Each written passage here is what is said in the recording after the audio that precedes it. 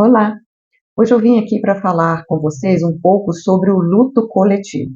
Nessas 2 últimas semanas, na minha cidade, Juiz de Fora, em Minas Gerais, e toda a região aqui da Zona da Mata, nós estamos passando por um desastre natural de grandes proporções. Chuva, enchente, alagamentos, queda de barrancos, queda de casas, desmoronamento de casas, muitos bairros atingidos. Estamos já com uma contagem aí de 65 mortos, quase 10 mil pessoas desabrigadas e desalojadas. Então, isso trouxe um estado de calamidade para a cidade. Nós estamos vivendo um luto coletivo. Todos nós, embora muitos não tenham sido afetados pelas chuvas, pelos alagamentos, enchentes e pela queda de barrancos, muitos de nós estamos consternados de ver essa situação, de ver a situação precária que muitas famílias estão. Famílias morreram, pessoas assim, mais de uma pessoa da mesma família, vários membros da mesma família, perda de casas, perda de bens materiais, móveis, carros, eletrodomésticos e tudo mais. Então, isso nos constrange, isso nos deixa a todos consternados. Então, o que é o luto coletivo?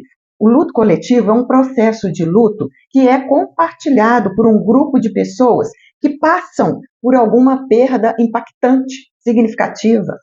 Esse luto coletivo acontece quando ocorrem tragédias naturais, ambientais, quando acontecem acidentes rodoviários, ou acidentes ferroviários, ou acidentes aéreos ou marítimos, quando há um incêndio de grandes proporções, como aconteceu naquela boate Kiss, lá no Rio Grande do Sul, uma grande boate que incendiou-se, cheia de pessoas lá dentro, quando também ocorre a morte de pessoas famosas, quando acontecem ataques terroristas, quando há uma pandemia, todas essas situações que eu estou citando e outras que eu posso não estar me lembrando aqui agora, causam essa consternação coletiva e trazem as pessoas para esse luto coletivo, que é um luto compartilhado.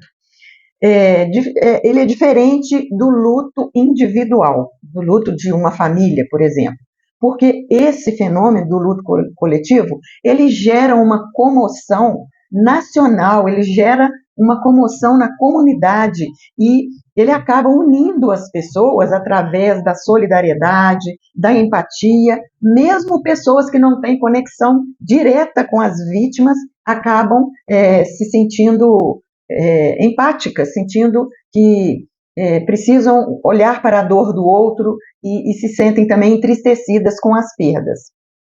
Então, esse luto coletivo, ele deve ser reconhecido e legitimado, mas sem deixar que as perdas individuais fiquem invisíveis.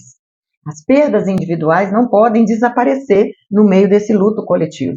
As perdas individuais têm que ser vistas, têm que ser validadas, têm que ser acolhidas. Mas, ao mesmo tempo, o luto coletivo também deve ser legitimado e reconhecido.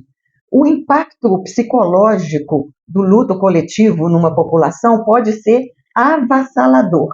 Olha, ele pode causar fadiga extrema, dificuldades para dormir, alterações na rotina cotidiana, alterações muitas vezes no apetite, ou a pessoa começa a comer demais e a descarregar na comida a sua apreensão, a sua angústia, a sua ansiedade, ou o contrário, a pessoa perde o apetite porque está tão ansiosa, tão angustiada que nem consegue pensar em comer. Então, é uma forma de luto que, embora seja coletivo, é vivenciado de maneira individual e subjetiva. O luto coletivo, ele faz a seguinte transformação, ele transforma a dor de um na dor de todos.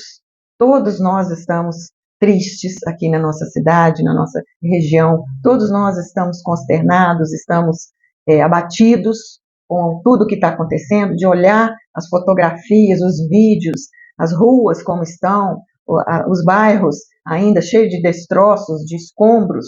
É muito duro olhar para isso tudo. Então, a dor de um se transforma na dor de todos. Muitas vezes, esse luto coletivo, ele se transforma, ele vira um mecanismo de suporte social em meio a esse caos, uns apoiando os outros, uma família ajudando a outra família, uma comunidade ajudando a outra comunidade. E no caso aqui, nós tivemos mobilização de várias partes do país que vieram aqui para nos ajudar. Então, lidar com o luto coletivo pode ser um processo desafiador e longo. Por isso, nós devemos ter a consciência de que não existe um prazo fixo para que esse luto seja elaborado e seja finalizado. Não existe isso. Nós devemos ter a consciência de que cada pessoa, cada família vai lidar com a perda de uma maneira única. Cada um tem que respeitar o seu tempo e nós que estamos convivendo com as pessoas enlutadas também temos que respeitar o tempo de luto dessas pessoas, sabendo que para uns vai ser mais rápido, para outros vai ser mais demorado, e está tudo bem, está tudo certo. Cada um tem a sua própria história, cada um tem a sua própria maneira de digerir essa situação, de elaborar e ressignificar essas perdas. Então, existem muitas formas de passar por esse momento. Eu quero dizer assim, a gente pode ajudar as pessoas que estão atingidas pela tragédia. Então, eu vou deixar aqui algumas atitudes, algumas estratégias que qualquer um de nós pode ter para ajudar essas pessoas que estão enlutadas, que estão desesperadas, sem casa, sem emprego, sem comércio, sem rumo, sem ter para onde ir, né? Então, a primeira estratégia é não ignore o luto coletivo. Reconhecer a dor e o sofrimento das pessoas nos ajuda a lidar com esse tipo de experiência humana. Isso é uma experiência humana. Não são todas as cidades que passam por isso, não são todas as famílias, nem todas as pessoas, mas as pessoas que passam por isso têm que reconhecer que isso é uma experiência do âmbito humano. Segunda estratégia, valide as emoções dos enlutados.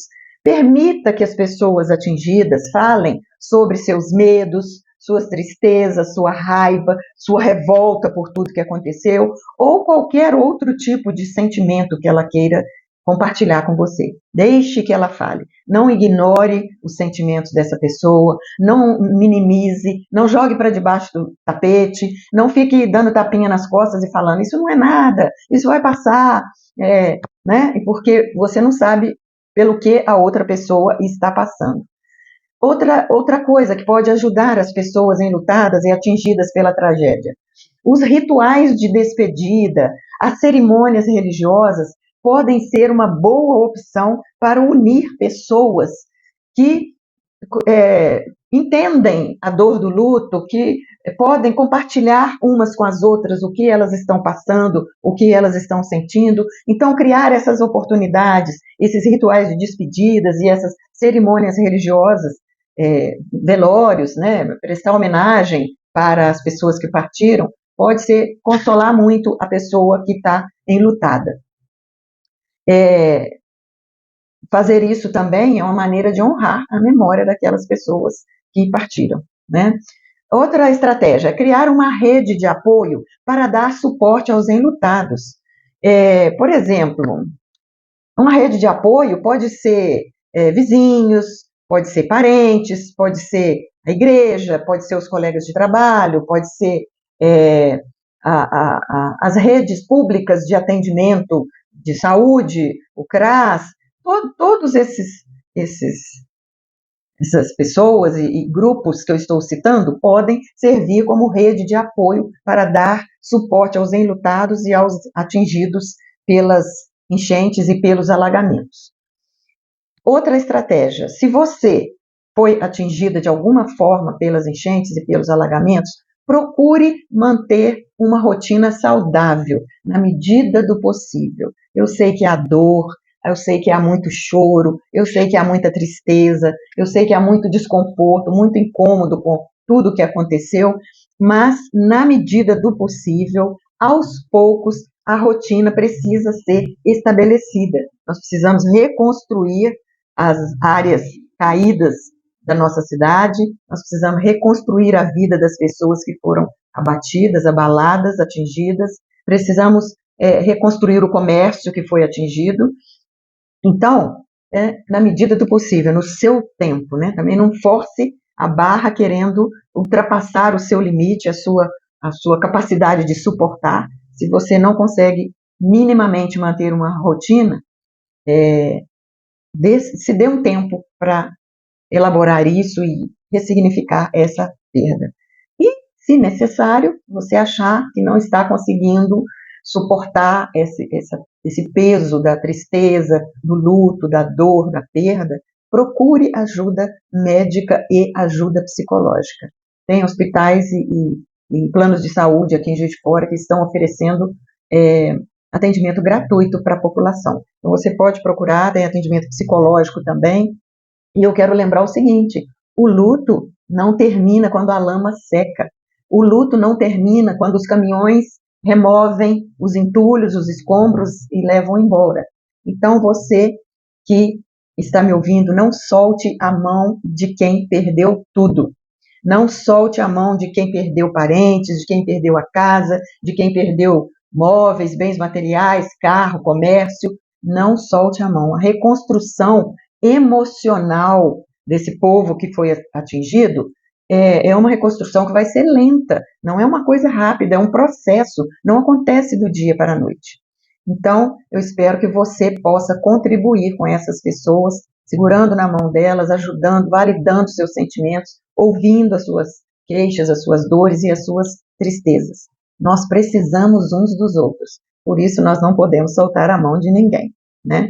E agora você me conta aí nos comentários se você é de Juiz de Fora ou se você ouviu esse assunto no noticiário e como está sendo a sua percepção dessa tragédia que nós estamos enfrentando aqui em Juiz de Fora, Minas Gerais e na zona da Mata Mineira, toda essa região aqui, ok? E antes de sair daqui, vai lá no meu perfil e se inscreva no canal.